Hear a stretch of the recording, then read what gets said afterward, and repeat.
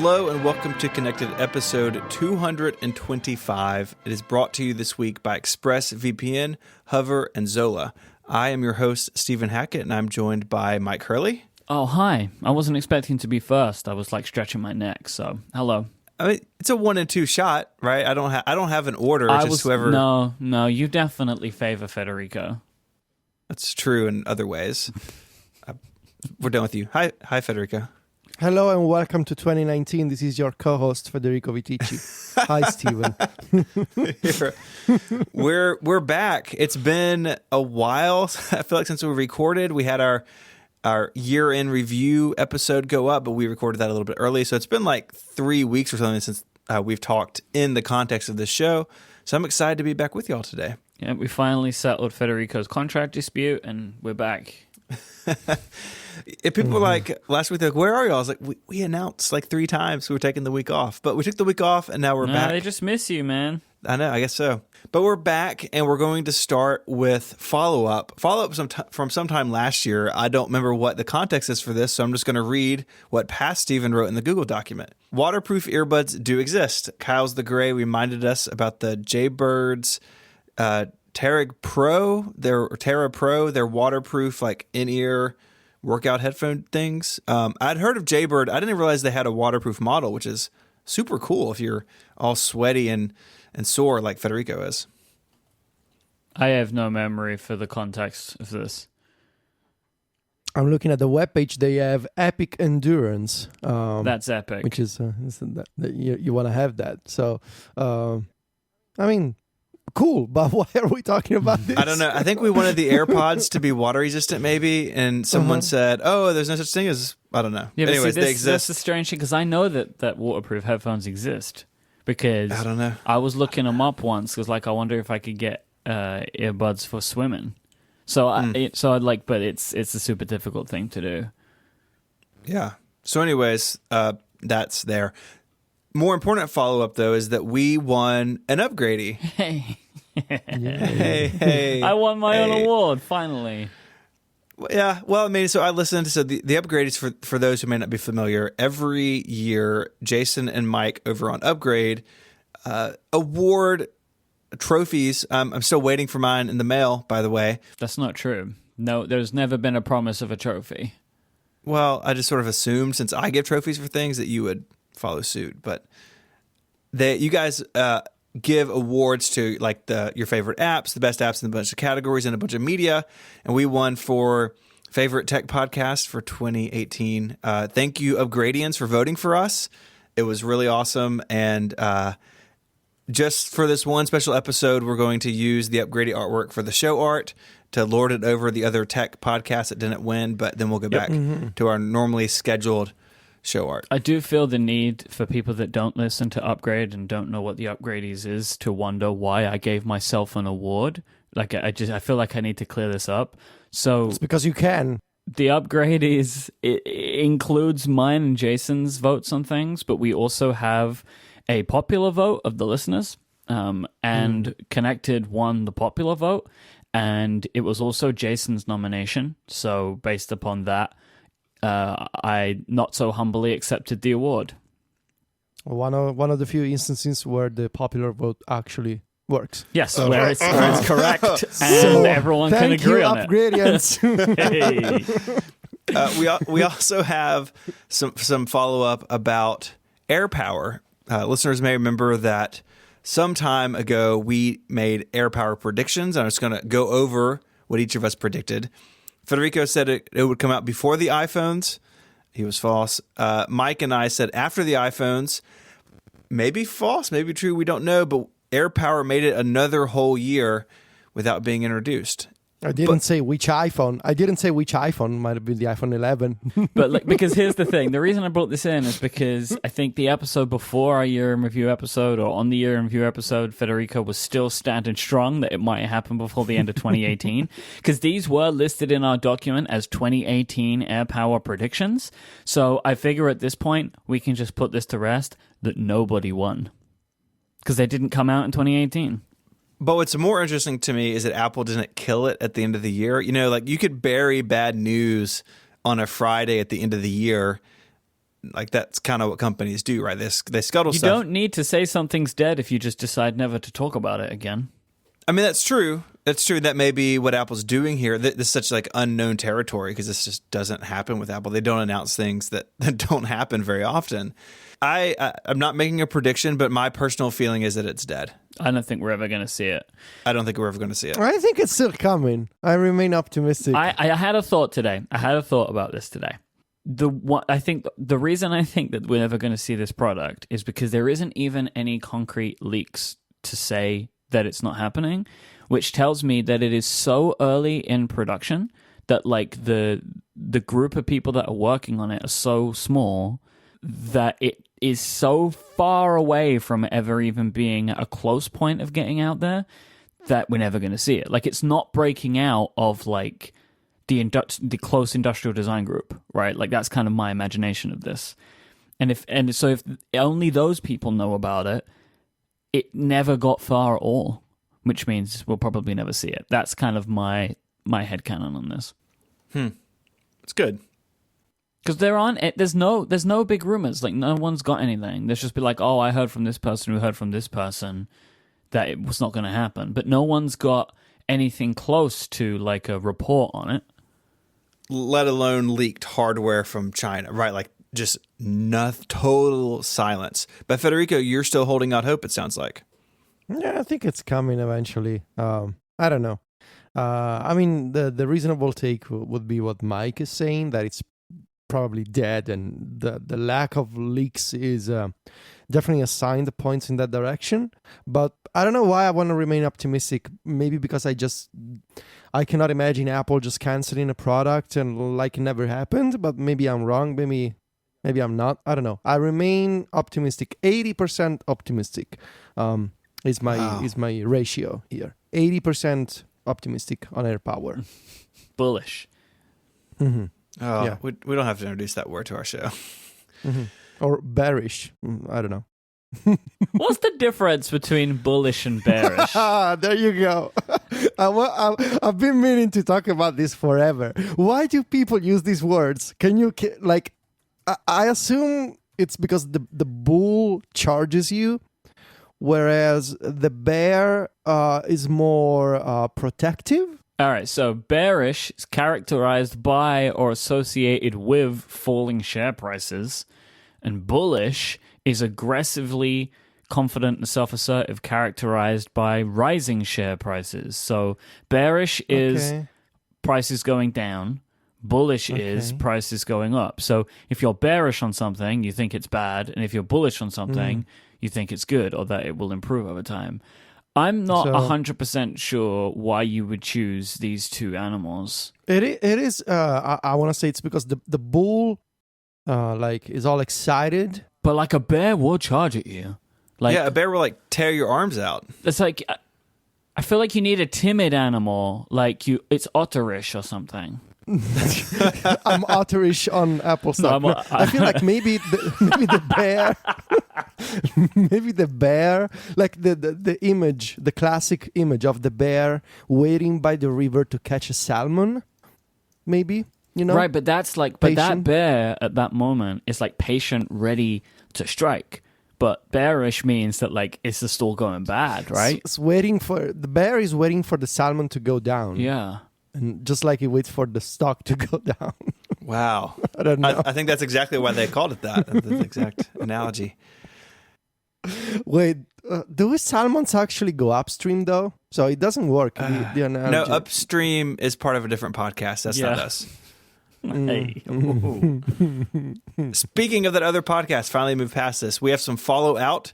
I wanted to point people to a great segment, actually the upstream segment on this week's Upgrade about Apple TV services coming to Samsung TVs, AirPlay 2, etc. We're going to talk a little bit about this later in this episode, but I think Jason and the other guy on that show did a great job kind of walking through this news as it was breaking and putting it in a context that, again, we're going to talk a little bit about later, but I wanted to point it out here at the beginning.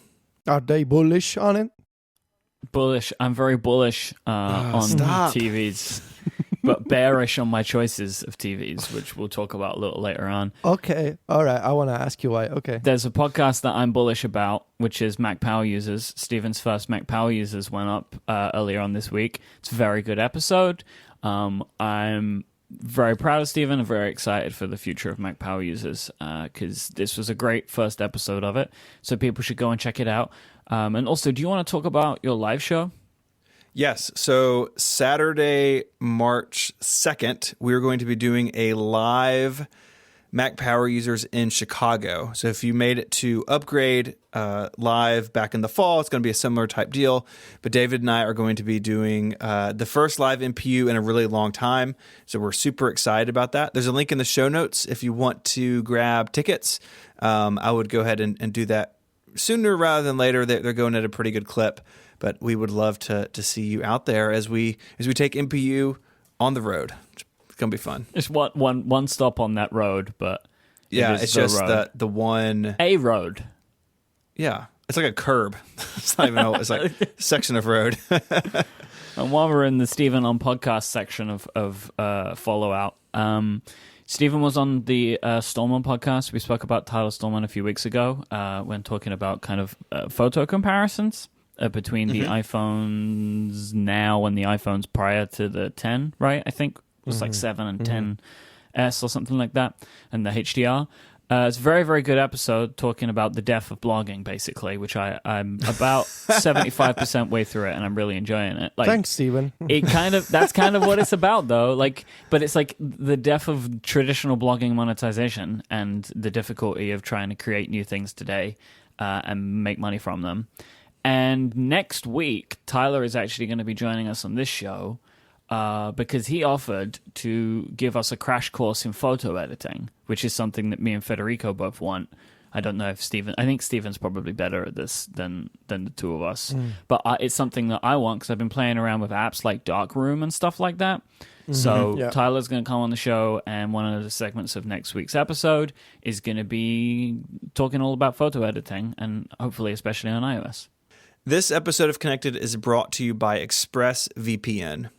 We've all seen the stories in the media lately about online security breaches. So it's only natural to worry about your data, especially when something as simple as an email could put your private information at risk.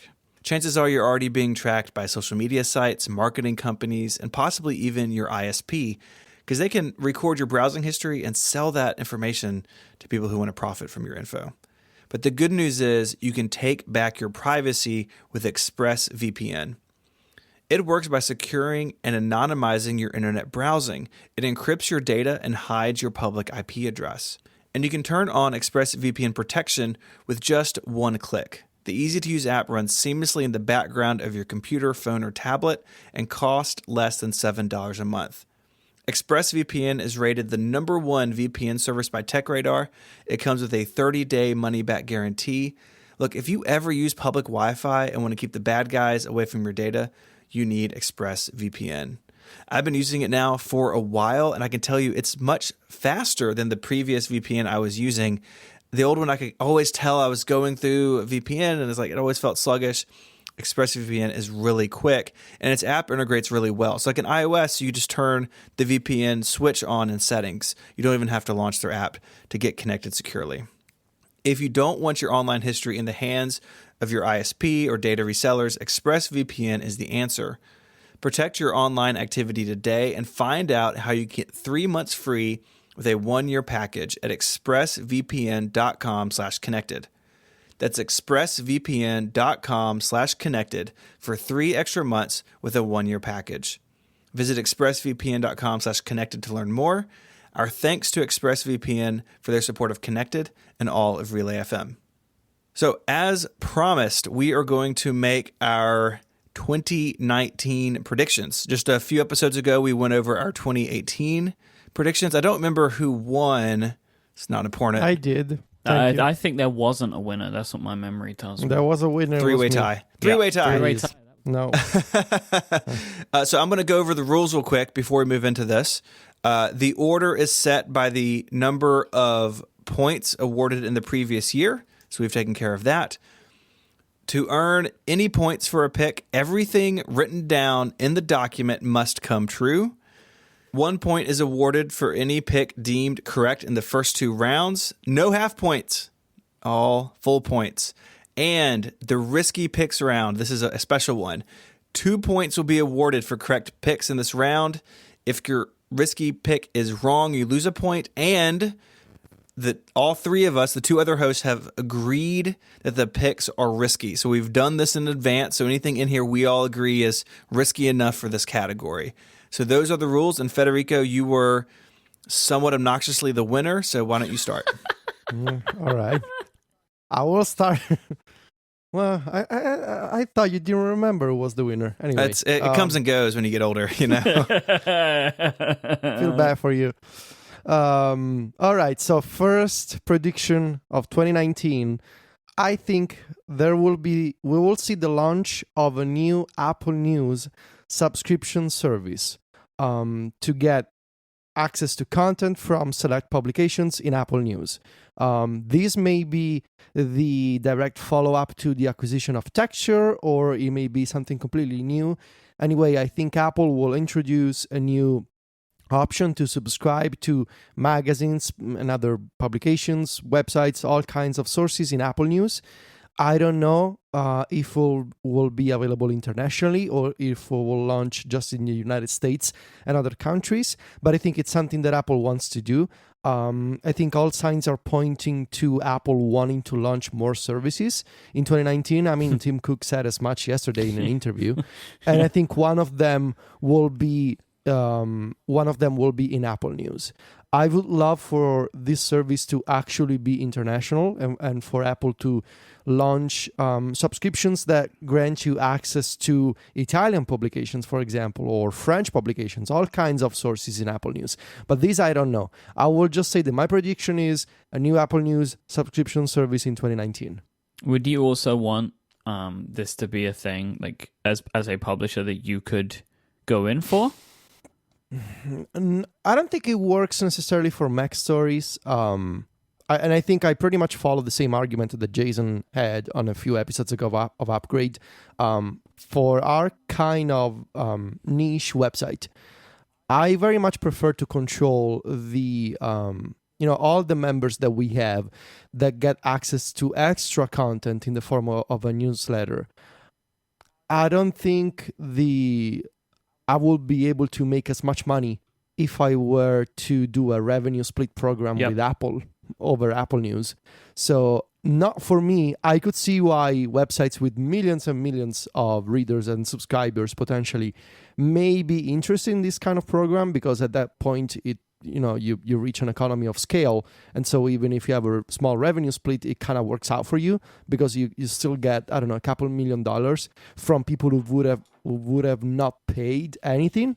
So at that point, if you're the New York Times or, I don't know, Vox or other big websites, it kind of makes sense for you, but not for me personally. So I just want to use it as a reader. You see, I think that therein lies the issue of why this might not launch, because the thing about the economy of scale might work out for some people, but if you're the New York Times, right, and you're included in this, you might get a little bit of extra money because of all the people that don't subscribe to you that read your articles, but what happens to your subscribers? If you subscribe to the New York Times for $5 a month or whatever, and then Apple comes along with their service and it's $5 a month and you get everything, why would you keep your New York Times subscription? Oh, you wouldn't. Exactly. And I think that's the issue that Apple is going to face, if convincing actual worthwhile big names, because you can have a bunch of small names and that would be great because you'll aggregate a bunch of stuff, but you've got to have some big names in there to sell it to people. And I think that they may struggle to get that, in the same way that they struggled to get all the TV deals that they wanted when they unveiled the Apple TV, the one with all the apps on it. Yeah. Yeah, that's definitely a concern, and I get why it may be problematic to look at this prediction and say, well, will it actually make sense even for those big websites? But I still think Apple wants to try this. Yes. If it can convince some publishers to try this, So my prediction is not about whether or not it'll be successful or whether or not it will contain all of the websites that we would like to see in there, just that Apple will launch this service in 2019. I think it's a good prediction because I think it's something that they want to do, right? They spent all that money on that company. Regardless of how successful it will be eventually. Mm-hmm. Yeah. All right, Steven, you are up. All right, my first prediction is that the Mac Pro will ship by the end of 2019, and I will waffle on sticking with my iMac Pro. I'm just being honest with myself this year. What do you mean you will waffle? What does that mean? So I have said that the iMac like waffles? Pro... Like the things that you eat? Yeah, I've said that the iMac Pro is the machine for me, but I think I will be sorely tempted by the Mac Pro, and I will question... I'm actually considering making a pick of my own to be the Stephen will buy a Mac Pro, then he will take it back and get an iMac Pro. He will not stick to your iMac Pro. And then 6 months later, we'll get another Mac Pro. That's probably what I think will happen. Oh, yeah, because he always does this. He buys one model, and then it's like, I'm not so sure about it. And then takes it back, but then like a few months later ends up... like when he bought the MacBook Pro... then took it back, then bought a different size of the MacBook Pro, then got rid of that and used an old MacBook Pro, then got rid of that and used the current one. Right? I got that timeline correct? It's hard to tell, really. We keep track of these things. Right? Your memory is not present for this. Yeah. Right. Mm-hmm. Apple has said it's a 2019 product. I believe them. This is not part of... Did they say 2019 or did they say not 2018? I don't remember. No. Anymore. They said on the second time they said 2019 product. Okay. Yeah. So this is not part of my prediction, but my gut says it'll follow the iMac Pro schedule announced at WWDC, released at the end of the year. 100%. Yeah. I think that's. But my pick is it ships by the end of the year, and I will have a hard time deciding what to do. Your prediction is it will ship by the end of 2019 and you will have a hard time choosing, or it ships by the end of the year and you will stick with the iMac Pro? That I will have a difficult decision in front of me. If the Mac Pro comes out before the end of 2019 and it's so awesome and you're like, no, I'm going to buy this immediately, does that invalidate your prediction? I think we need to do the Stephen waffling thing as a not graded thing because you could like not want it, but say like, oh, I'm not sure to get a point, right? You cannot predict feelings. Okay, all right. Then I'm putting in parentheses, not graded, I waffle and sticking with my iMac Pro. I think it's good to have in there so we can refer back to that later on, right? But I think that, I believe you're completely right that it will ship by the end of 2019. Yes. I am also in agreement that they'll show it off in June. That thing could be ready to ship in May, but showing it off any earlier would be a mistake, right? You put that on stage at WWDC. People are going to go crazy. People will have a lot of feelings. Yeah. It is unknown what those feelings will be. Yeah. If it's the first ARM Mac, then people may feel differently. Right, but it's like what Apple consider modular might not be what everyone thinks modular is supposed to be, right? It's true. So that's the big problem. Yeah. So we'll see. That's my pick. Mike, what about you? I'm surprised I got to this one because I was the last to put my predictions in, and neither of you had picked this, and I feel like maybe you just left it for me because it feels like a lock. Apple will launch a subscription service featuring original video content in 2019. I got burned by that last time, right? So but that's why because you were too soon. Like 2019 is the time, right? Like just look at the TVs, look at the CES TVs. There's point one. The other thing is just like it is the time. 2019 is the time. A point can't be the thing that you said. I mean, so my question is, they have signed all these contracts with content people. Some of them pretty recently. So I guess like the earlier of those, we'll start seeing content towards the end of 2019. I mean, stuff they signed 3 months ago. They've signed is not going to be 2019 shows. Okay. Like this is like a rolling stuff, but like we will start to see the first shows in 2019. Perfect. With the launch of their subscription service.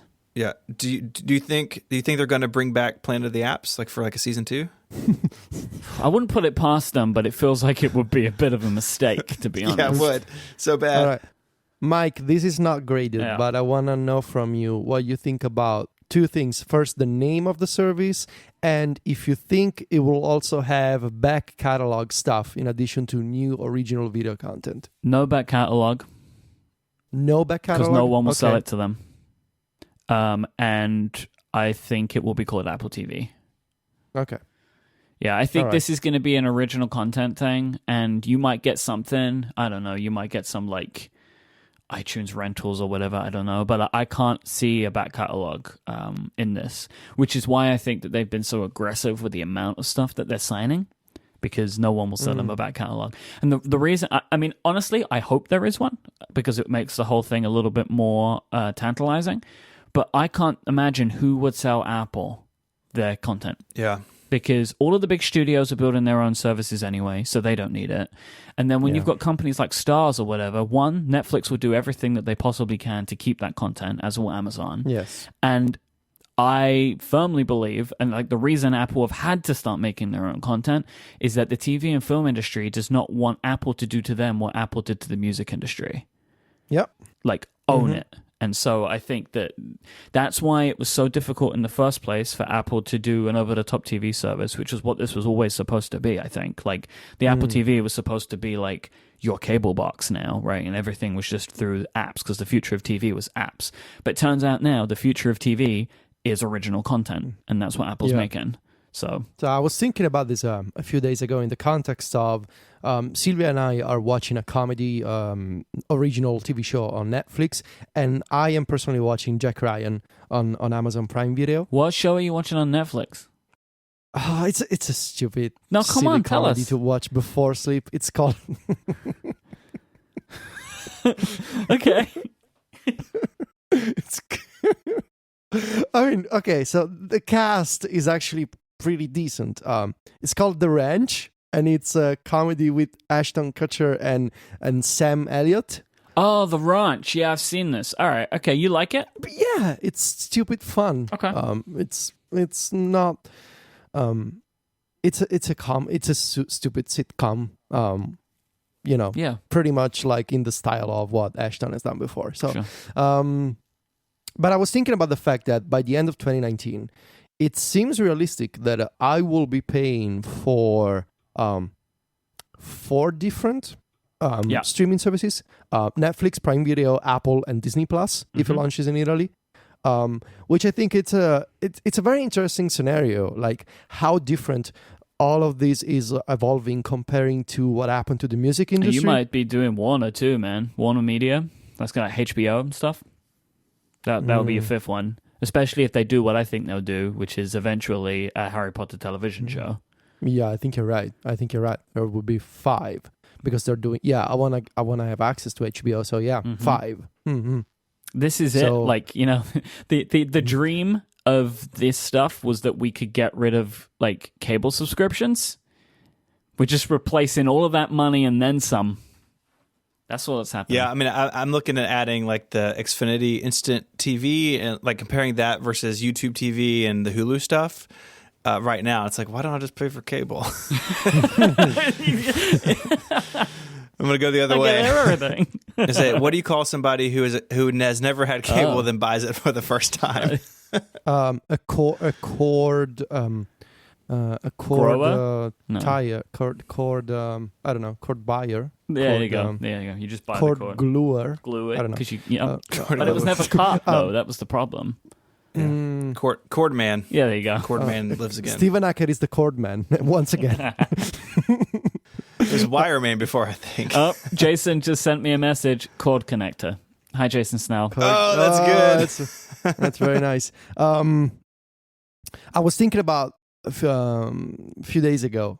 I was thinking about all these services, and I was like, maybe instead of paying like 50 euros a month on 5 different platforms, not right now, but in a few months, maybe I should just buy, Sky, like satellite TV, and I get access to the content that is also available on streaming services. But you're not going to get Netflix original content. You're not going to get Prime shows or Apple shows. Exactly. They know this, right? Like that's why Netflix started doing this. I'm not getting the originals. And also, I need to wait before they launch in Italy. Yes. Like, there's there's going to be a small delay, even if it's just a few weeks. I don't want to wait a few weeks while everybody's watching Mr. Robot or something. So if you want to watch TV shows and be in tune with, new episodes and talking about it with friends, and you want to get access to originals, the only solution is to pay. Otherwise, the other solution is to pirate those services, but I don't want to do that anymore. So it's become so much easier to pay.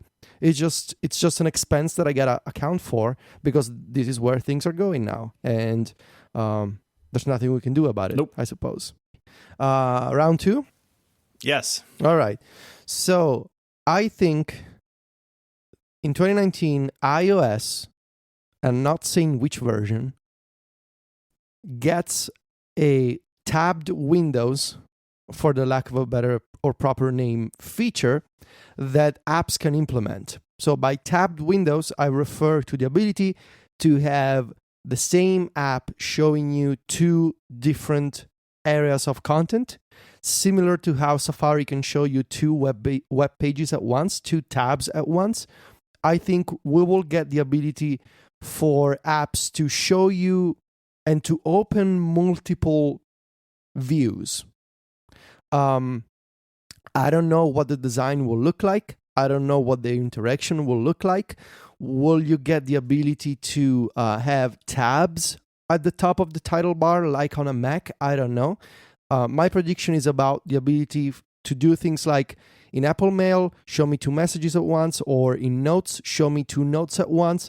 The ability to have the same app open multiple documents or multiple views. Do you think that they could be separated so I could have a note paired with mail in sort of one multitasking view and another multitasking view have notes and Safari? Or are you saying these things would always be married, just multiple views? I don't want to grade that. Okay. But I don't. But what do you think off the record? But off the record, I think you will not get the ability to split them up across different app combinations. I think it'll just be inside the same app you get to open multiple views, but it's not like you can say this view I want to combine it with Safari, or this view I want to combine it with Mail. I mean, I would personally love that, but I don't think Apple wants to do it. I mean, I would be so happy if they did, but I don't have a lot of faith in that. It seems like tabs next to each other could be step 1, and then step 2 down the road is you can shuffle those tabs into different screens. Maybe, but yeah. Who knows? I think this would be awesome. I know in like Mavericks or something, Mac OS added this to everything. So like in Pages, you can have tabs, and like all these apps you can have tabs like you do in the browser. I don't use it a ton on the Mac, but it's one of those things that when I do, it's like exactly the right solution. And I really like it. I use it in Safari really often if I'm like in the Relay CMS or like WordPress on my site or on your site, and like have a browser open elsewhere. Maybe I'm previewing, or maybe I'm like copying like text or something. It's just so helpful, and so many other iOS apps would benefit from it.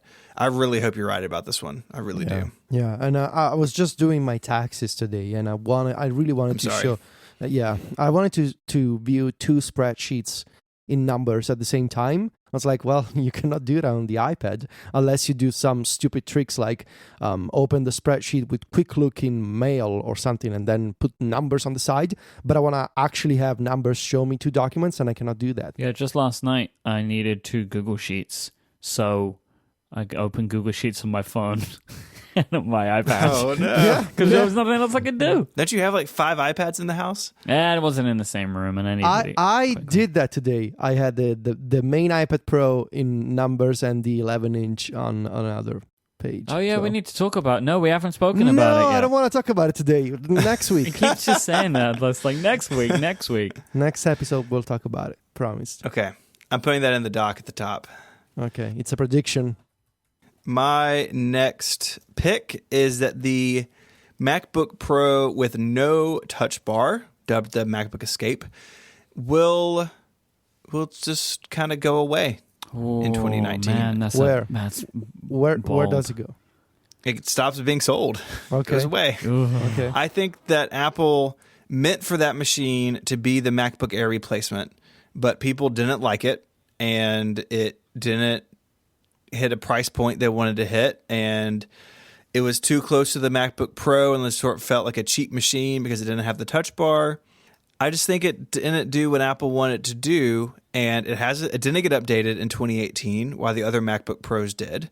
There is now a new MacBook Air at effectively the same price. It just seems like a redundant machine, and one that's not super popular, and one that should probably just fade away. This is a bold one. I mean, I don't follow these all these arguments about and all these nicknames. You know how much I hate them. Like people calling products with all these names. Well, yeah, I do too. But Apple gave us no choice in this regard. Sure. It is technically MacBook Pro, 13-inch, 2 Thunderbolt 3 ports or something. You don't need to say that. You can just say the MacBook without the touch bar, and everybody will understand. MacBook Pro without the touch bar. But people like to whatever. Okay, so I don't follow the situation a lot, but I feel like this should have been your risky pick because it is not in Apple's like MO to get rid of products very quickly. I would like to turn your attention to the Mac Pro, which is still on sale. That's true. Well, that's true, but it didn't get an update in 2018, so maybe we're already a year into it going away, and we just don't know it yet. How'd you think about that, Michael? Did you think about still that? In the old MacBook Air. You can still buy that. I don't want to talk about that. Hush. But this machine just seems like it doesn't have a place. Like I know, like I can hear you tweeting me now. I like the MacBook Escape. Like it is nice, but the Air is, I think, a better computer. It's not as fast, I don't think, but the Air like has brand value, and people like the design of it, and people wanted to rent a MacBook Air, and that's what they got. This machine just seems like it was a swing and a miss, and I think it's really clean if you have like the one-port 12-inch MacBook, then you have the MacBook Air, and then you have the MacBook Pro, and the MacBook Pro is a good bit more, but you get the touch bar for what it's worth and all this other stuff. You get 4 ports on all of them. This machine is just it's like sort of homeless in between these product lines, and I think it's time to go. We'll see if I regret this in a year. Okay. All right, Michael. On iOS 13, the iPad home screen features more than just app icons. I am reviving my pick from last year and bringing it back. Correct me if I'm wrong, Federico, but this was like a generally assumed upon rumor, right? Yes. That the iPad home screen was an iOS 12 feature that got pushed. Gurman said so. Yes. Yeah. This is a widely believed rumor, along with the tab Windows feature. Because this was like, maybe he's going to do it to me again next week, but if memory serves, this was a rumor, and I believed in it, and it's something that I wanted for a while, so I made it an iOS 12 pick, like in our 2018 predictions. And then like 2 weeks later, that like the thing went out about, Federico got everybody in a room and told them performance.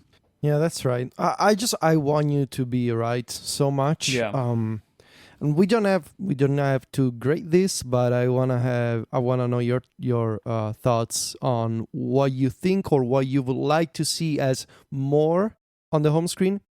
Yeah. What does that mean? Widgets. So, because that's already a thing that exists, right? So, like, they've tried to surface them in other places anyway. And on the iPad, you can't get what you get on iOS, which is like 3D touch in the icon to get the widget to pop up, right? Which is a thing that you can do on the iPhone.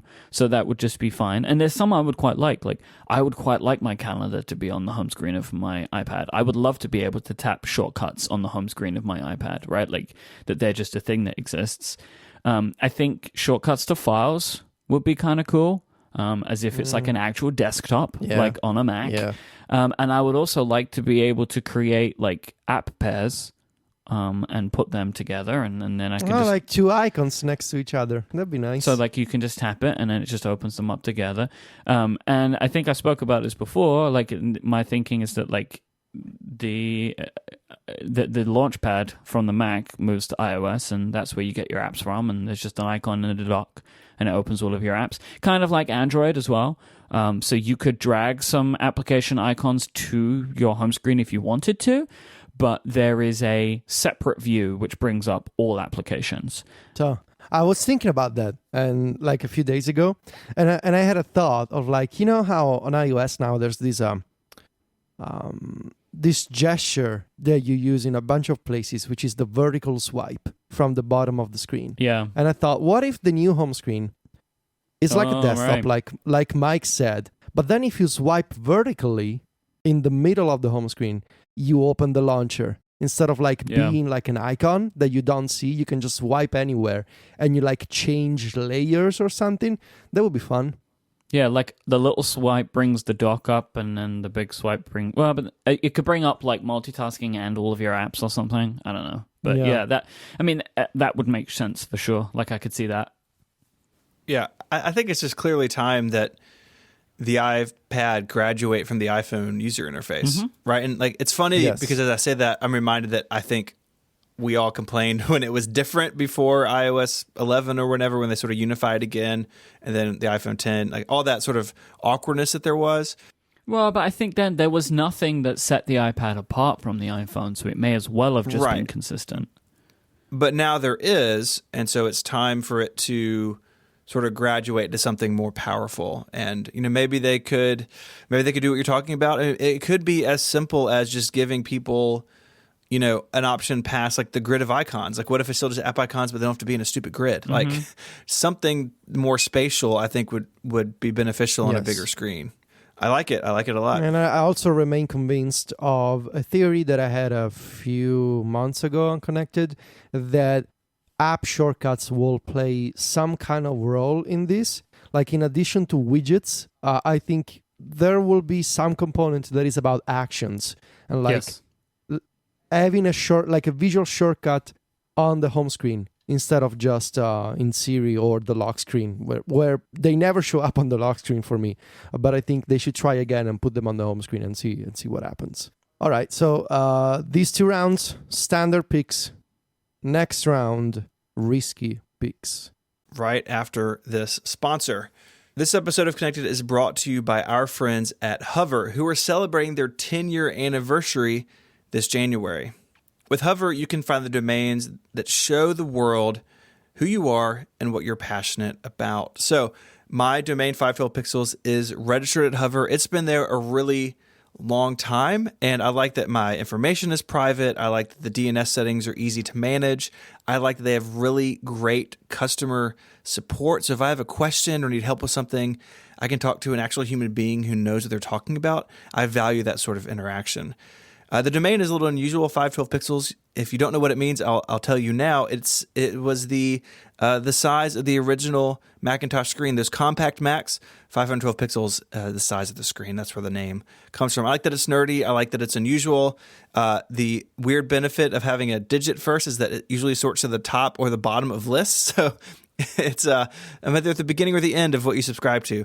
Either way is kind of funny. But Hover lets me manage all of that stuff, and I can keep my domain separate from my hosting. So don't have to get stuck with the hosting service that doesn't meet my needs. They have the domain, I can manage it there, and then I can move on. So I mentioned Hover is celebrating their 10-year anniversary this January, and they're putting out some really awesome promotions from January 16th to the 30th. They'll be doing a bunch of stuff. So .com domains will be for sale for just $10. $10 domains for email. $10 domain transfers. This is great if you have a lot of like sort of wild DNS settings. They can just transfer all that stuff for you. I did this with a domain a couple of years ago, and it worked seamlessly. They're even going to have some 99-cent domains, so keep an eye out for those. So watch for these Hover specials on their website or on social media to see when they go live. Or you can go to hover.com/10years to find out more. That's hover.com/10years. Our thanks to Hover for their support of this show and Relay FM. All right, boys, time for our risky pick. So again, these are 2 points if they are correct, but if it's wrong, you lose a point that you gained in the previous round. So Federico, you have brought back an old friend. Yes. This time. Trying it again. Reminders gets a major update in 2019. First of all, this is something that I personally would like to see. But also I have a feeling that is something that is in the works just because talking to some friends and like hearing things here and there, I feel like work is being put into changes to reminders. And so I predict that we will see, possibly, I guess, in the next version of iOS, major changes to reminders. That is my prediction. Now, not graded, just some features that I would personally like to see. The big one is a new design, new and more flexible design. I just think managing reminders with the Reminders app is so slow. When it comes to, for example, adding dates, like due dates to a reminder, or adding notes or any other kind of metadata is so hard. There's no support for tagging, which is something that I would like to see, to have tags and to have, in addition to lists, I would like to have saved searches or stuff like that. Todoist, OmniFocus, Good Task even. They have these features where you can filter your tasks by tag or combinations of tags. I would like to have that in reminders. And I would love to have deeper integration with files so that I can attach documents to a reminder and have it be like a native attachment that I can preview and open and export to other apps. So a new design, tagging, faster interactions for dates and other elements, other metadata to attach to a reminder. I just want to see Apple do to reminders what they did to notes a few years ago, and I feel like the time is right for reminders to change, to evolve. Of course, I feel like this is a risky pick because reminders feels like the forgotten app by Apple. It hasn't been updated since iOS 7, and it's been essentially unchanged since iOS 7. So that's 6 years ago at this point. And I have to believe that it's one of the most popular apps, like Notes and Reminders. Like I see people using it all the time, just anecdotally speaking. But Apple hasn't paid a lot of attention to reminders in the past few years, and I don't know. But I want to try. I want to see what happens. So my risky pick is Reminders gets a major update in 2019.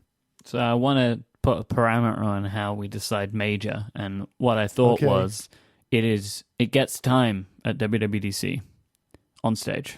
They talk about it. I feel like that's probably that should be fine. My only concern is what if they don't talk about it, but then in iOS 13, Reminders has like an all new design. Right, but then we will decide otherwise, right? But let's say that there isn't a lot of features, right? But it gets a bunch of, it gets some stuff. But if it's on stage, on stage is the minimum.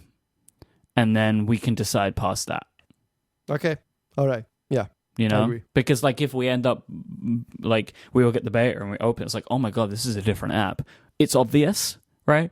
But if they just and we've just redesigned it, but absolutely nothing else changes, that's not major. But if they put it on stage, that's important enough. So I figure at that point, that's where we set the baseline. Yeah, I agree. That works for me. Yeah. Yeah. Okay. My risky pick. Good luck, Steven. No, I just want to state before Steven says this, because I just want people to know this. He sent us a text message today to ask us if we thought this was risky. I just want everybody to know that Steven was thought that this might be a dead cert. So okay, you can now tell everybody your. No, I didn't know if you would think it was risky enough. Enough. All. So you felt like you needed some reassurance. This prediction is a lock. The only question is the timing. That's all it is. Okay. And so so people are saying that ARM Macs could show up in 2020. I'm gonna say, as my risky pick, the first one will be in 2019. I'm not going to say which computer. I'm not going to say if it's a notebook or a desktop or how expensive it is or replaces the MacBook or anything.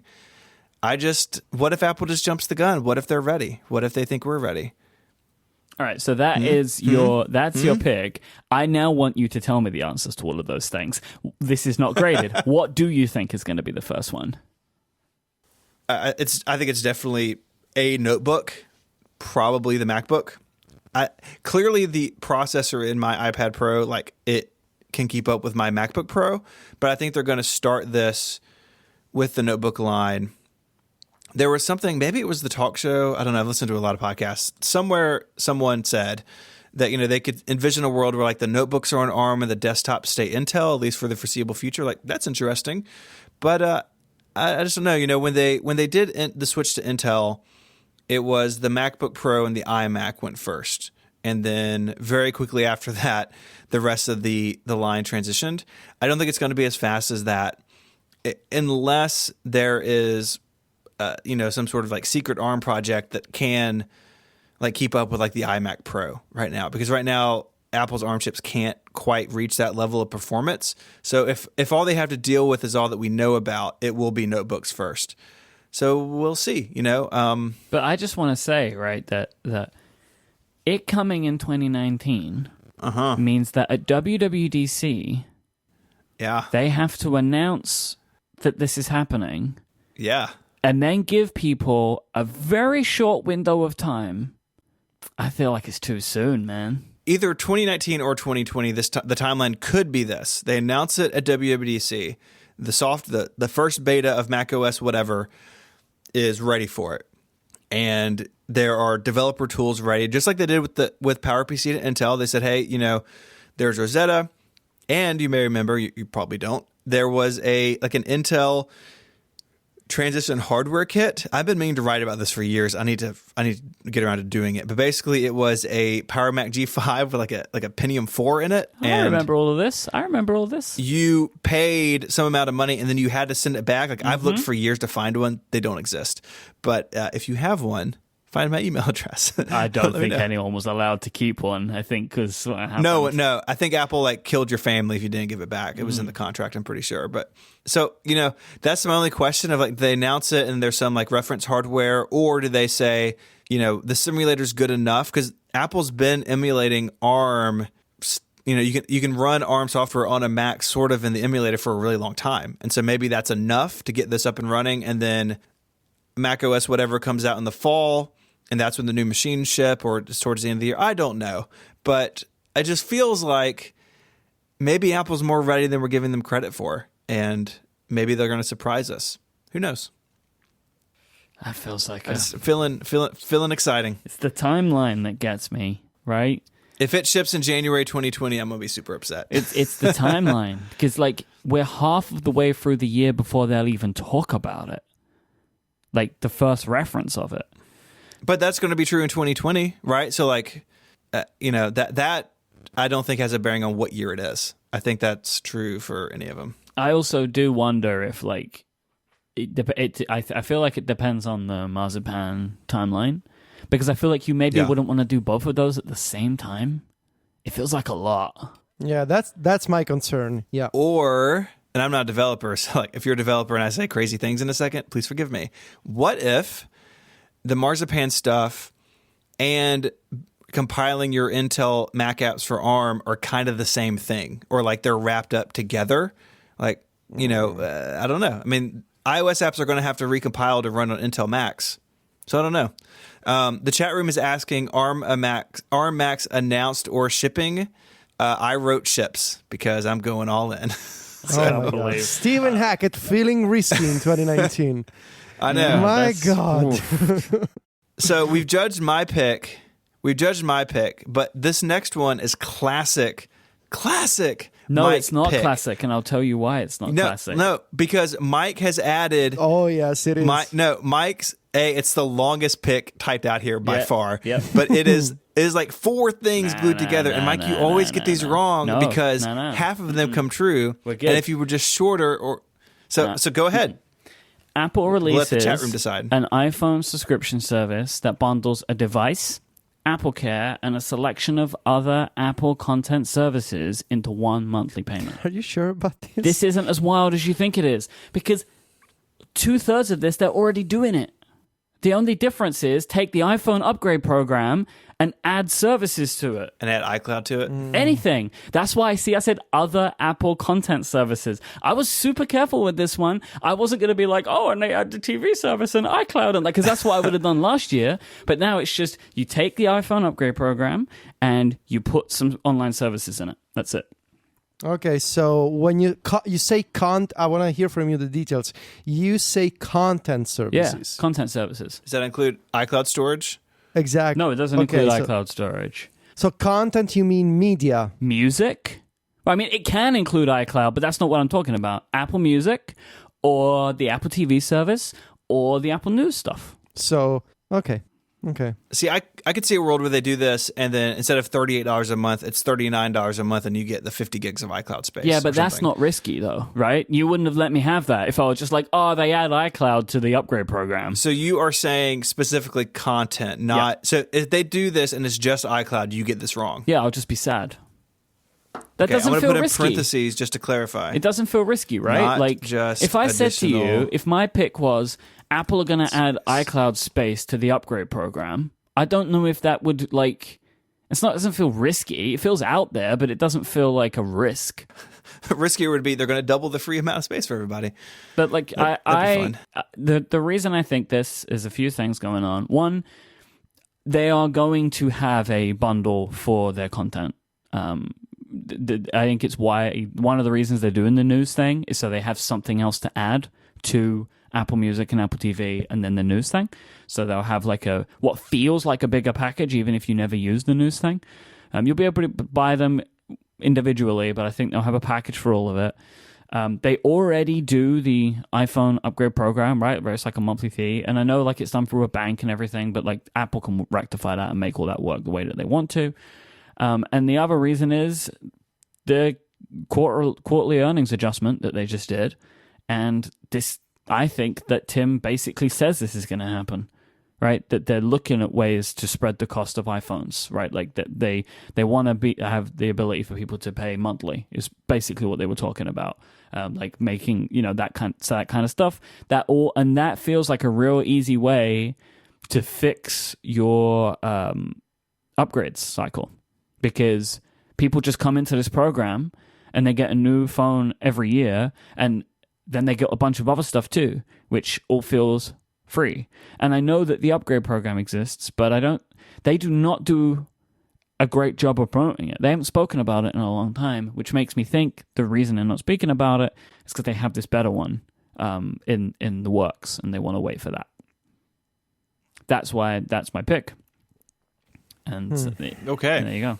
Okay. So we're going to now move into non-graded extra picks. These don't count for or against you. This is just the cherry on top if you get it right, or the extra kick in the gut if you get it wrong. But no points. Or it's just like to help you save a little face if you get everything else wrong. You'd be like, well, I was at least right about something. That's what I did in this one. I played it safe in my last one. Federico, you're up. All right. Oh, I mean, of course, AirPower is released, and new AirPods are released When you in say 2019. when you say of course, why isn't it in your regular picks then? If it's of course. That's semantics. Don't Who's worry If you about it. believed this, it would have been your risky pick, and I would have let this go as a risky I said, pick. I of think. course, as an extra pick. That Was what you meant. Of course. That was what I meant. Mm-hmm. So, of course, as an extra pick, AirPower is released, and new AirPods are also released in 2019. AirPower, not just the new AirPods case, but actual second generation AirPods. We're never going to see that new AirPods case, right? Like that product that is definitely dead. That's 100% dead. Because even if AirPower comes, like it will come at a time when they're ready for AirPod version 2, which feels like it should happen. And you're saying they won't have the case for the first gen AirPods, maybe? Yeah, that will be gone. Like you won't get that. Maybe. Because they were only going to do that because AirPower was supposed to come out before they were ready for new AirPods, right? Yeah. 6 years ago. Yeah. Okay. When we were all young. All right. Some of you were young. My second extra pick. Wow, I hadn't read this one. Oh, boy. Okay. I'm going. So I think all of us focus on Apple's products, like the stock stuff, which we're not even talking about this week because it's not really what we focus on. I think about Apple as a products and hardware and software and services.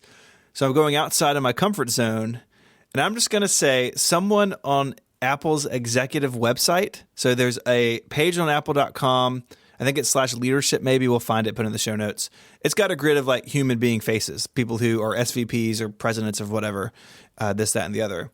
My extra pick is that someone, I don't know who, will either leave or be fired above the who's line on that page currently today. or the whole page, because there's a line. Let's see. Right? Let's look at the And page. the What is it? line- Apple.com/leadership? Apple.com/leadership. The line, underneath the line is Steve Dowling, VP of Communications, Lisa Jackson, VP of the Environment, Isabel Guimay, who's the VP of Managing Director of China, Tom Mirren, the Vice President of Marketing Communications, and Deirdre O'Brien, who's the Vice President of People, right? Or are we talking about, like, here are your big executives, right? He's saying that Eddie Q's gonna get fired in 2019. Right? Or, like, is it going to be Angela? Is it going to be Craig? Is it going to be Johnny Cerrucci? Like, who's going to go? You know, like, Gotta are we be talking Eddie. above I the think- line or the whole page?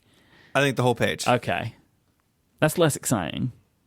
Well, those people down there are still important just because they have a horizontal line break atop them. But if we're talking about above the line, we're talking about Johnny Ive and Tim Cook and Eddie Q and Jeff Williams and Angela Arendt, right? Like, these are the big players. It could also be Tim Cook, you're saying. Oh, yeah. I'm not saying that. Uh-huh. Don't hear what I'm not saying. You just don't know. Could be Tim Cook. I mean, if they keep... Poor Tim. Poor All my Timmy. friends are watching Survivor right now and trying to talk me into it, so maybe that's just on my mind. Yeah. But this feels It's a like... challenge. Yeah. Okay. So that's what I'm going with. I don't know who, I don't know why, but it just feels like there could be something there. But if you were to pick one, though, Bye, Eddie. I'm just kidding. that's what I wanted to hear. I don't know. Interesting. Could Okay, be. Michael. Head I pods. like this one. Head pods. Yes. Over-ear Headpods. headphones from Apple. They don't need to be called head pods, but that's just the way that we all think of them. I think that we're going to get over-ear headphones this year. I think that will be a thing.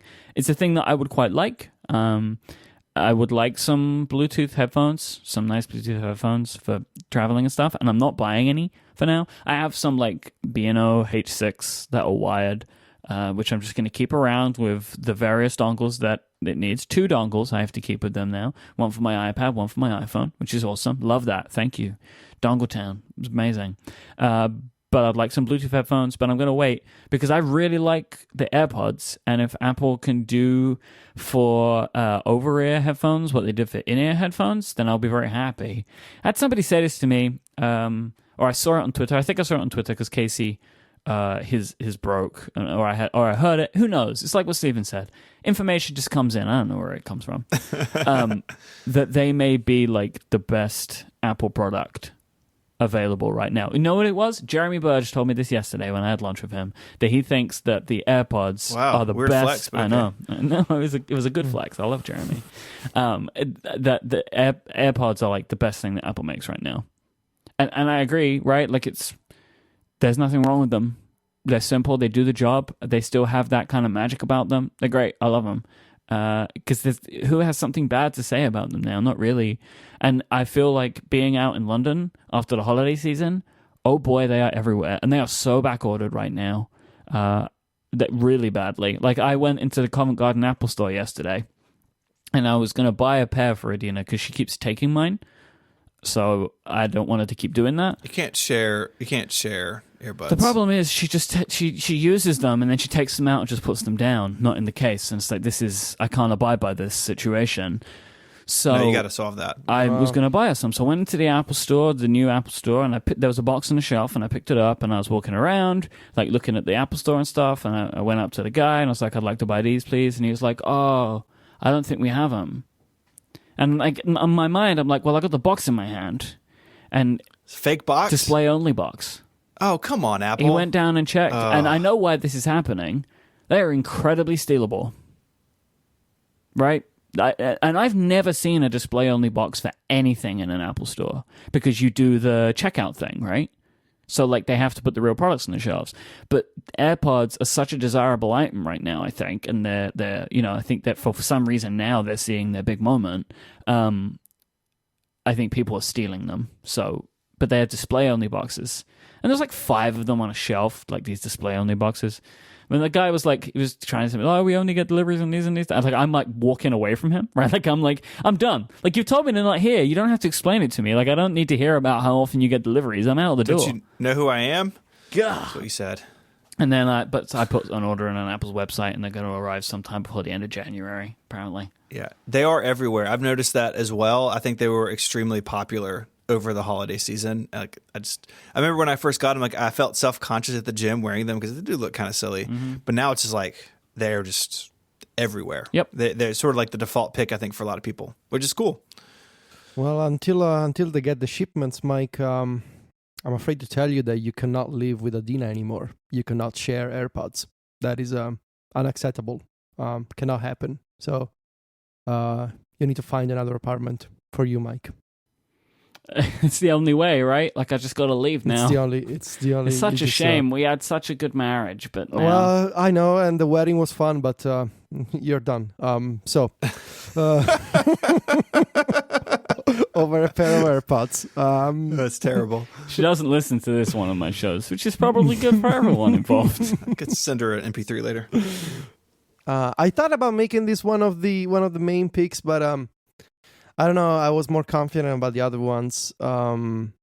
Shortcuts 2.0 gets shown off at WWDC, and it features a new developer API for integration with shortcuts. So right now, there's apps can in theory integrate with shortcuts if they make a Siri shortcut, and if they use those ugly and silly workarounds of saving data to the system clipboard. And I think Apple noticed this, and they're aware that it's a stupid workaround. This needs to be a proper developer API for apps to offer actions that can be added to a shortcut using the shortcuts editor. And those actions can be, of course, there can be like an entire system of permissions and controls for privacy and user authorization, all that stuff. But I envision a feature where actions offered by third-party apps can be customizable. So they have like customizable text fields or parameters that you can customize. Basically the same visual actions that you have now in shortcuts, but those are based on X callback. And I think these actions should retain the same visual aspect and the same customizable fields, but everything should be based on a native API that is not a URL scheme.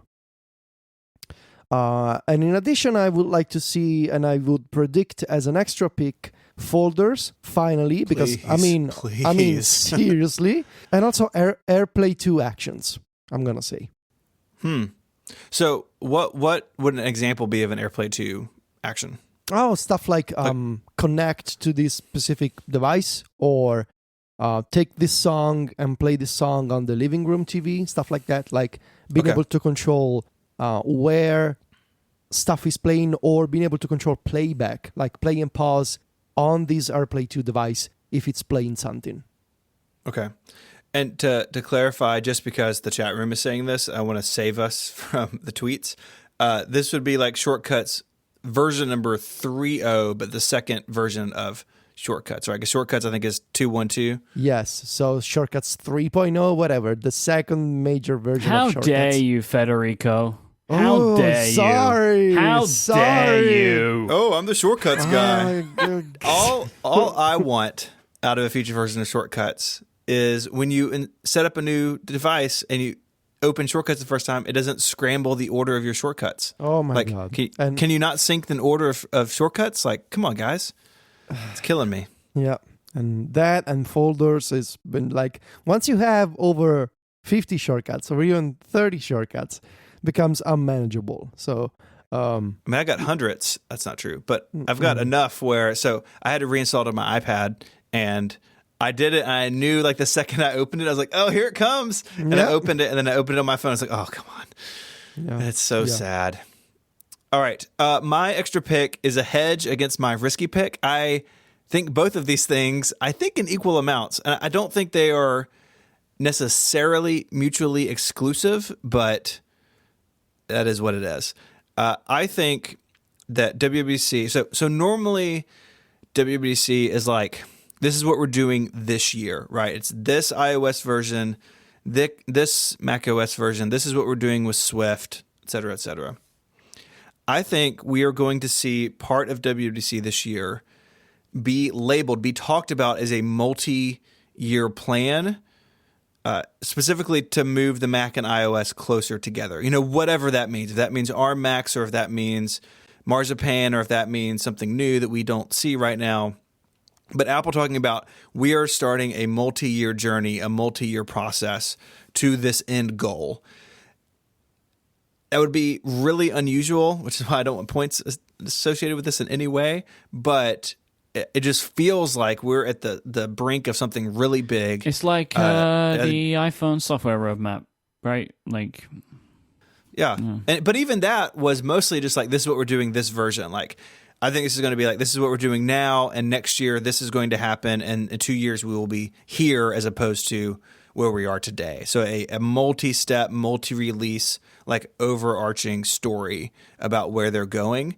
Because like, it just feels like we're just standing like on like the edge of something really big happening, both the Mac and iOS. And I feel like if they continue to do this sort of thing, like this year, like we have the Marzipan apps on Mojave, and they're all kind of bad, and like, so we don't know what to think about them. Like, they're bad on their own, but are they just beta? Apple didn't label them as beta. Like, but when I build an iOS app on the Mac, is it going to have all these controls? Like, they, in a vacuum of information, like, the people think the worst thing. And if Apple is getting ready to move into a really distinct like transition time, I think putting those details out early helps people from freaking out. And I think Apple needs to help people from freaking out right now. I agree with your thinking, right? Like, that it would be a wise thing to do because of those reasons. But the problem with doing that is talking about an architecture change in the abstract if they're not ready to do it. Because it could harm Mac sales, right? I mean, maybe. That was a risk when they did it with Intel, and people still bought Macs. So I don't know. Yeah, I don't know. I don't know. It's definitely a possibility, and it would be nice, right? But that also doesn't feel necessarily necessary. Like, they showed off Project Sneak Peek, but didn't say anything more about it, right? They're just like, this is a thing. And then that was it. And that was kind of all they did. They didn't really give any details about how it would roll out, or what would be available, or like in what, or what it would end up leading to. But it depends on how much they're going to talk about. Like, if they're going to do what you think they're going to do, and they're going to have an ARM Mac available, then yeah, it might be a good idea to talk about a multiple year plan about this stuff. So we'll see.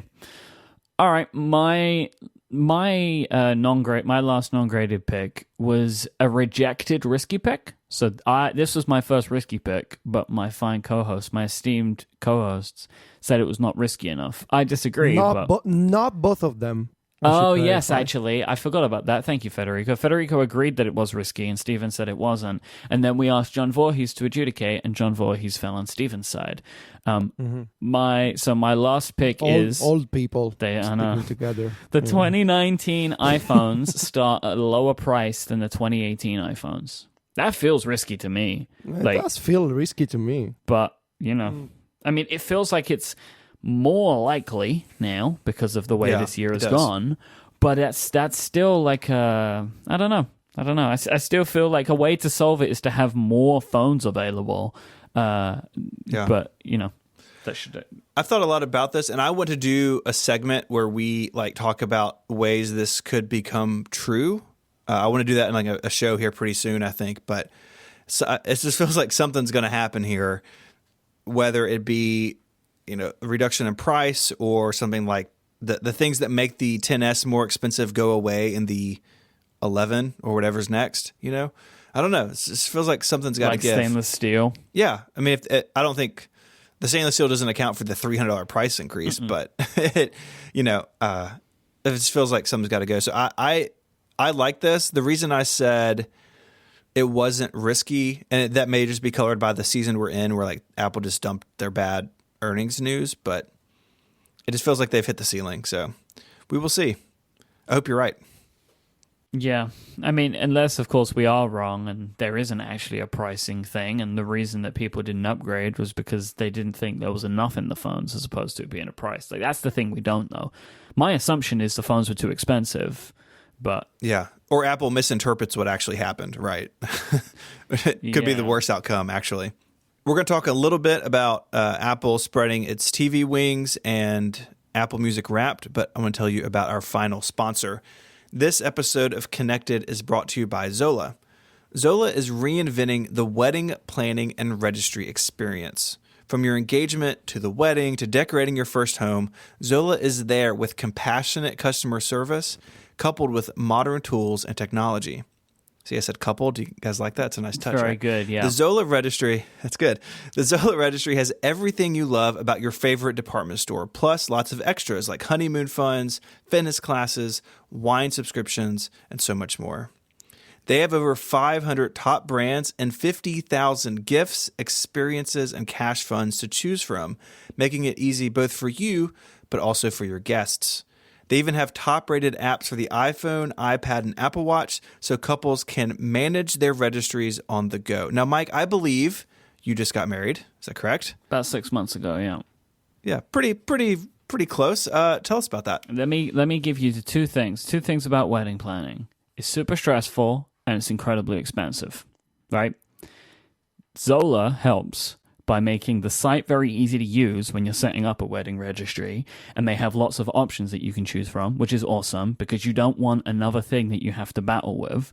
The other thing is the honeymoon funds. We did a honeymoon fund. Honeymoon funds are great because it's cash is what you're asking for. You ask for cash, and weddings are expensive, and having cash to pay for the honeymoon is a very good thing because you have no money to spend on a honeymoon if you are paying for your own wedding like we did. So super great, really helps you out. It helps you out with lots of options and makes it very easy and can also maybe help you recoup some of the money that you put into your wedding. So big thumbs up. Over 500,000 couples have already used Zola, and you can join them today. To sign up and receive a $50 credit towards your registry, go to zola.com/connected. That's ZOLA.com/connected. Head over there now to receive that $50 credit. We'd like to thank Zola for their support of this show and Relay FM. Okay, as promised, Apple's at CES. It's sort of wild. There's always a joke that Apple wins CES, right? Because they do something during CES. But at least in recent history, it has not been that they had actual products that are being announced at CES or like that they are involved in actual product announcements. It's usually like Apple does something on their own, right? At the same time. But no, this is like TVs that are being announced at CES are being announced with features from Apple. So we have Samsung getting iTunes and the TV app built into their sort of like native TV experience. You won't need an Apple TV box out the back. Others are getting AirPlay 2, including like basically every other major brand. Samsung gets AirPlay 2 too. They do. So they get Samsung get AirPlay 2 and the iTunes app. Other manufacturers, LG, Sony, and who was the other one? Vizio. They're getting AirPlay 2 and HomeKit. Samsung is not getting HomeKit. Currently, nobody else is getting the iTunes app. That's kind of the lay of the land. Which feels to me like a temporary exclusive, I would think. But an interesting TCL is not on this list, and they are a growing brand in popularity. I've never heard of them. I would say TCL? more. Yeah, I've never heard of them. Panasonic would be a bigger name. I don't know who TCL is. This is like an American thing. TCL. Is your TV a TCL TV, Stephen? Mine is an LG TV that is so old it doesn't get on the internet, which is the way I want it to stay. The creative life. I've never heard of TCL. As Jason Snell is telling me over DM, TCL has been the wire cutter pick for years. Jason's TV is a TCL TV, and it runs Roku. Oh, The famous Jason TV. Yeah. Okay. They're a screen TCL. maker. All right. They're a screen maker. So so it may be that the Roku stuff isn't compatible, or Apple didn't talk to them, or they didn't get along. Whatever, we don't know. But this is really big, right? To get all this stuff before into your television, you had to go buy the Apple TV Puck, which I believe is like $669. Did I get that right? It's very expensive, and it's way more expensive than other boxes like it. Way more expensive than what Amazon does or what Chromecast is. But now they're sort of uncoupling it from their hardware, and it's pretty exciting. I think it's real exciting. Let me tell you something that's hilarious to me, right? So Sony TVs are getting AirPlay too, right? Sony TVs exclusively run Android TV. Yes. So Android is getting AirPlay too, is what's happening here. And HomeKit. Yeah. How And weird WebOS. is that? How weird. WebOS also. And WebOS, Like- yeah. Or it runs like on the firmware layer, like beside the OS, which I think is probably more Well, likely. all of this stuff is just the web, right? But like it's just funny when you think about it, right? Like it's just So- it's kind of funny. I have many thoughts that go in two different directions. Which one do you want to go, Mike? Left or right first? Left, please. I don't think it's a valid argument to make fun of the software that runs on modern televisions and to say, that UI is so terrible, or it doesn't have Apple taste. You know, these kinds of arguments, like it doesn't have Apple polish, where 'Cause the Apple TV sucks. where these and I speak from experience. I used I have an LG TV with WebOS. I've used Sony televisions with Android TV. I think these OSs, for lack of a better word, are perfectly functional. They may not be pretty, but in my experience, they're usually faster to navigate and to operate than tvOS. The tvOS UI, I personally think, I don't want to say it's terrible, but I don't think it's good. I don't think it reaches this ideal of Apple design made in California. I think WebOS on the LG TV is a perfectly fine operating system for a television. And I actually prefer myself using the built-in apps on my LG TV. And you know why? Because they're faster, they have a more intuitive UI, and also the YouTube app on my WebOS TV is the only TV client with YouTube that gets 4K, because YouTube on the Apple TV does not get 4K. The WebOS version does. So seeing these tweets about, but it's not tvOS UI, it's not consistent, it's not Apple design, who cares? You just need to watch a TV show, you just need to watch a movie. You're not staring at pretty pixels. Like most people don't care. We can make this argument for phones or for tablets because you're actually using them and interacting with apps.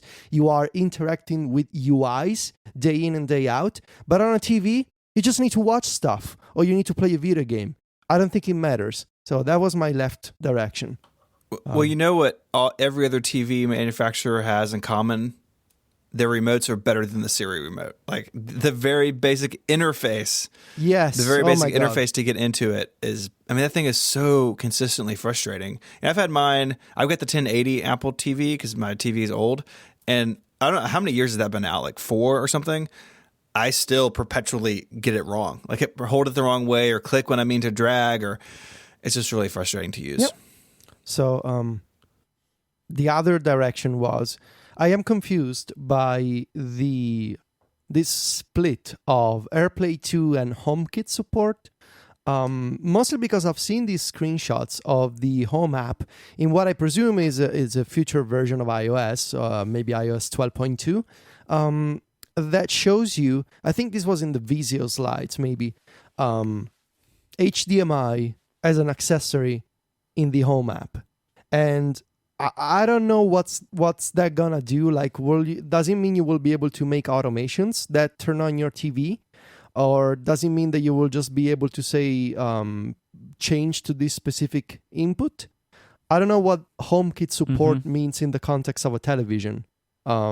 I know what I do with Homebridge, which is this custom server that I run on my Mac Mini, which I love because it lets me switch inputs and switch the volume of the TV, change the volume of the TV, lets me change channels. I can do a bunch of things. But will Apple go as far as allowing me to switch all inputs and tweak the volume, tweak the color scheme or whatever? I don't know. It's not clear. There was something that was floating around about this, and we mentioned the upgrade thing earlier. I think y'all's segment was really good, but a lot of people were like, "Oh, it's like when Apple did the Motorola Rocker, which was like this phone that you could sync like 100 iTunes songs to, and then the iPhone came out like not that long afterwards." And I think the feeling behind that comment is this is something that Apple's not going to take seriously, and it's going to be bad. And I think both of those are wrong. I think this should not be surprising if you've been paying attention to what Apple's been doing and what they're doing in the background with their video service. You don't spend billions of dollars making original content to like shove it through a very particular Apple TV box that has a very small market share. Like you do it and you want it to be as broad as possible, which is what this is about. And I think Apple, because of that, is going to take it seriously. And I expect this to be well done. To y'all's point, the apps on these TVs are substantially better than they were years ago. The TV I bought maybe 6 or 7 years ago, and I bought the one I did specifically because it didn't have built-in apps. Like it just has like inputs, and it's a dumb TV. It doesn't get on the internet. Even then, it was hard to find one, but I did it because the apps were really bad then. That's not the case now. A lot of these TVs have pretty good software. There are privacy concerns with some of them that we should talk about, but they are more responsive and better designed than ever. And I think Apple, because their video service has to compete with things like Netflix and Hulu that are there natively now, they've got to be just as good, if not better. And so I think the idea this is going to be some sort of like awkward, kludgy thing that Apple is just sort of like, grafting onto the side of a TV operating system. That may end up being true, but I don't think it's going to be. I think this is going to be something they take seriously, that they work hard at, that it provides a good experience, because Apple has to make this money back for this TV stuff. If they're going to grow their services, the TV service has to be a big part of that. And if the app is bad, then people are just going to, they're going to get frustrated with it, right? They're going to not want to use it. And Apple needs it to be really accessible to everybody. Can I share my current concern? Yes. So I'm looking at these TVs, and I want to get a new TV anyway, because we've had our TV for a few years, but we could have a bigger TV quite comfortably in the space that we have, so it would be nice. And now there are all these TVs coming out with all these interesting features. But I'm like, I know that obviously now is not the right time to make this decision, but I can already see how difficult this decision is going to be because of the differing features across Samsung and everybody else, because Samsung's TVs are going to have the Apple apps on them, and that's great, because then I can watch all of my iTunes content and then all of like YouTube in 4K and stuff like that. And then I don't need an Apple TV anymore in theory, right? Because all of the providers have apps, right? Like, so I watch YouTube, I watch like Prime content, and I watch Apple content. And Samsung's TV will have all of that built in. But then they don't have HomeKit. And then will the HomeKit stuff make it worth it going with a different manufacturer, right? But we're not really sure what that's going to be yet. Hopefully we'll find more about that soon, like what actually you'll be able to do with HomeKit. But then if that's the case, which one of the three do I choose? Like, it feels like such a difficult thing. And as with these things usually, like, I want to get one probably relatively soon when they're released so we can talk about it, right? Because if I wait for the Wirecutter to review them all, it might be longer than I would want. And then, like, is it even worth owning an Apple TV anymore? Like, what's going to happen there? And then what if Apple end up working with Amazon, which I 100% believe they will, and then it's on the Fire TV? It's all very confusing, and I feel like I'm just going to spend a lot of time just thinking about this now with no answers for quite a while. That is my current TV fear. If I were you, I would pick the TV with both AirPlay 2 and HomeKit, because it feels easier, like hypothetically, that a TV gets a software update with an app rather than, I don't know if it's a chip or something that involves HomeKit. Like, I would go for the framework and the main feature over the app, because you can still use an Apple TV, but there's no accessory to enable HomeKit. So Software, you can either wait for a software update or still use your Apple TV. But if you want to have HomeKit, the only solution is to buy a TV with HomeKit. Right, so I should go for one of the non-Samsung ones then. I would go for the one that has both frameworks. Yeah, 'cause Both- I think LG, Sony, and Vizio are both. They're both AirPlay 2 and HomeKit. I think all three of them are doing that. And then Samsung is not HomeKit currently. I personally, I would pick a TV that has both. And then who cares about the iTunes app? You have an Apple TV anyway. Okay. Yeah, because then there's this whole thing about like Samsung TVs don't support the 4K HDR standard that Apple's content's encoded in. Yeah. So And you want to get a TV with Dolby Vision, Yeah. you got to look into all this stuff. Yeah. TVs. It's complicated. The Apple is kind of enforcing some privacy rules around this stuff. You know, a lot of these TVs watch what's happening on the screen, and that data is used for recommendations and then sold off on the back end. There's a really interesting interview over on The Verge with I think the CTO of Vizio about this, and Apple has told them that you cannot look at what our customers are doing with AirPlay or in other apps. But if you use an Apple TV, they can, because it's just an HDMI input. So that's something, too, to look at when you buy one of these. Does it do that tracking? Spoiler alert, all of them do. But can you turn it off? Vizio, you can. Some of the others, you can, but it's more difficult.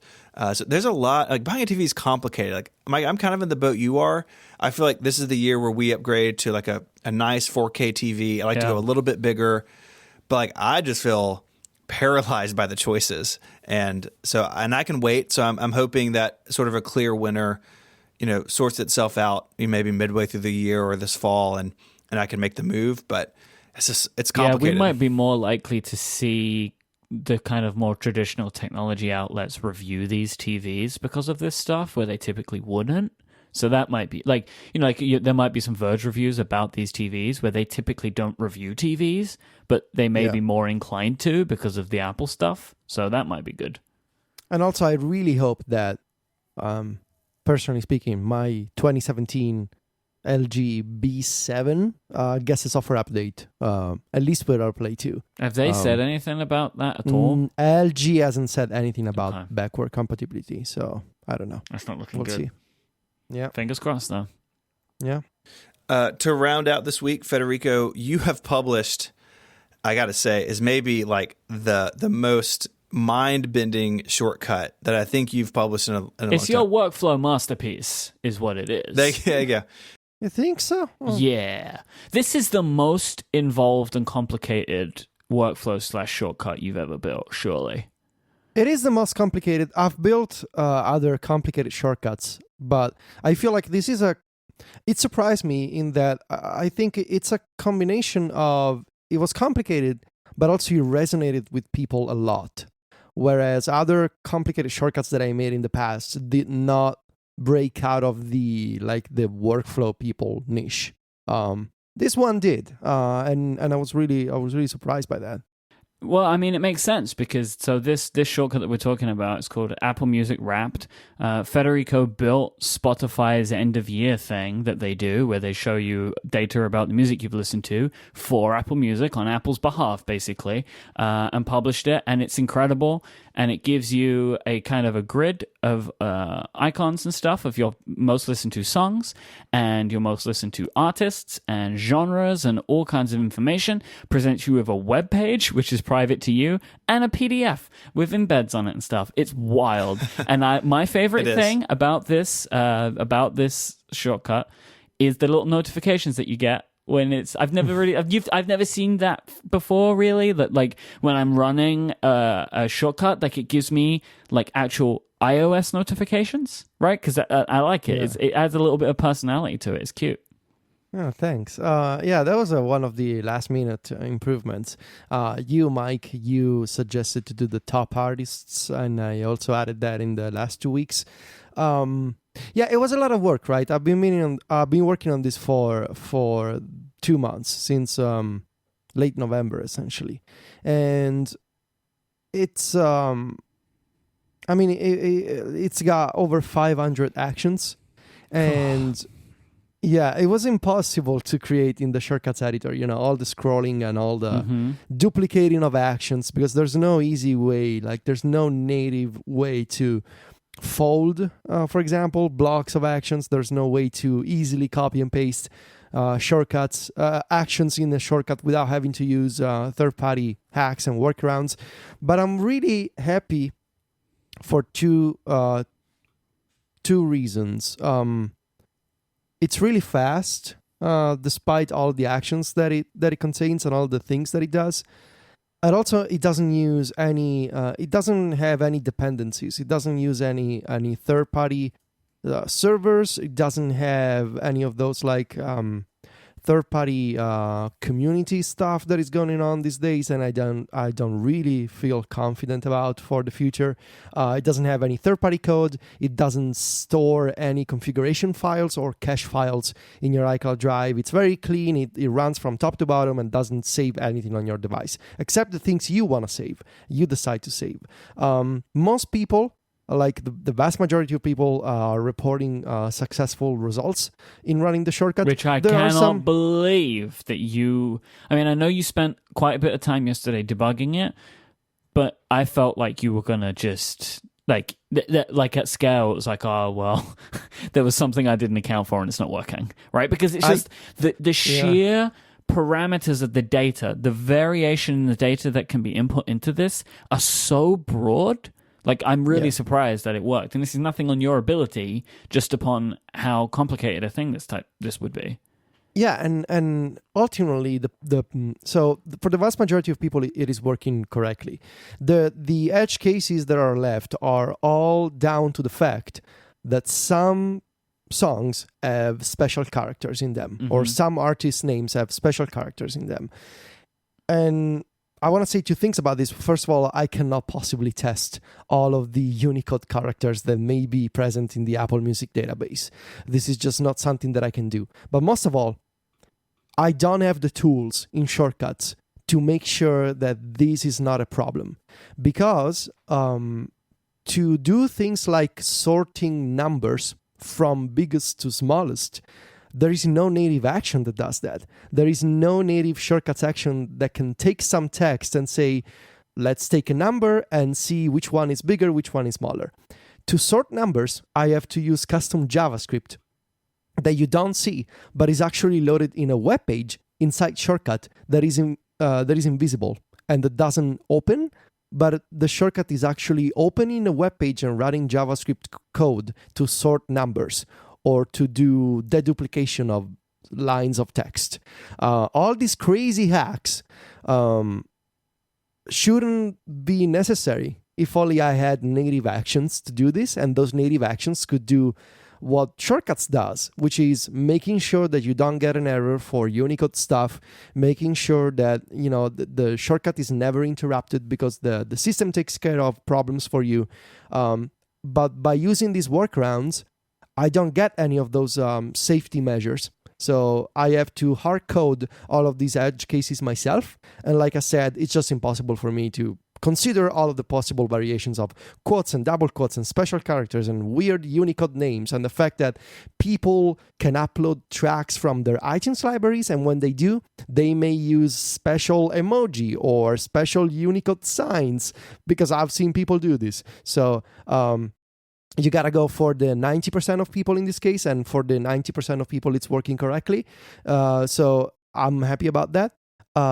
I ran into many limitations of shortcuts on Apple Music when I was putting together this Apple Music Wrapped. Most of all, I would like to point out the fact that the Apple Music filters are super buggy and limited. Not only do they return different results, slightly different results every time you run them, because they if you just ask for 100 items, and you say you need to sort them from biggest to smallest, once you reach the smallest number, so a song that has only been played once, but the system has 50 songs that have been played once, that song associated with the number 1 is going to be different every time, because the system just randomizes it for some reason. So the songs at the bottom of your list may be different every time, but most of all, I'm annoyed by the fact that there's no way in shortcuts to say, show me songs whose play count need to be considered within this time period. So things like, I want you to give me 100 songs, sort them from biggest to smallest, but only show me the play counts that belong to 2018 or 2017.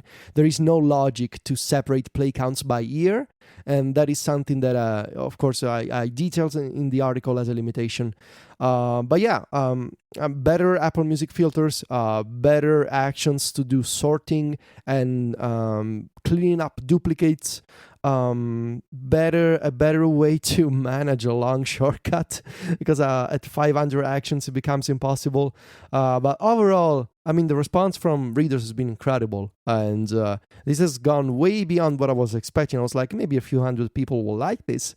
Turns out it was much more than that. So I really want Apple to make this shortcut obsolete, because they really should do a native Apple Music year in review feature. I was worried that they were gonna, because you'd been working on this for so long, and I was so nervous for you that they were gonna like pop up on New Year's Eve. Hey, everyone! It's like, oh no.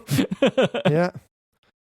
No, that didn't. It's happen. really awesome. Yeah, thank you. It's great. I will say that Seniors were my most played band of 2018. Somehow I believe you. If you want to find links to all the stuff we talked about this week, they're in the podcast app that you're listening to, or you can head over to the website relay.fm/connected/225. While you're there, you can send us an email. There's a link in the sidebar, or you can find us all over on Twitter. Myke is IMYKE, and Myke is the host of a lot of shows here at Relay FM. You can find Federico at Viticci, Viticci, and he is the editor-in-chief at MacStories.net. If you like Federico stuff like this, you should join Club Mac Stories and support their work and get a bunch of cool bonus content each and every week. You can find me on Twitter as ISMH, and I write 512pixels.net. I'd like to thank our sponsors this week, ExpressVPN, Hover, and Zola. And until our next episode, guys, say goodbye. Arrivederci. Cheerio. Adios.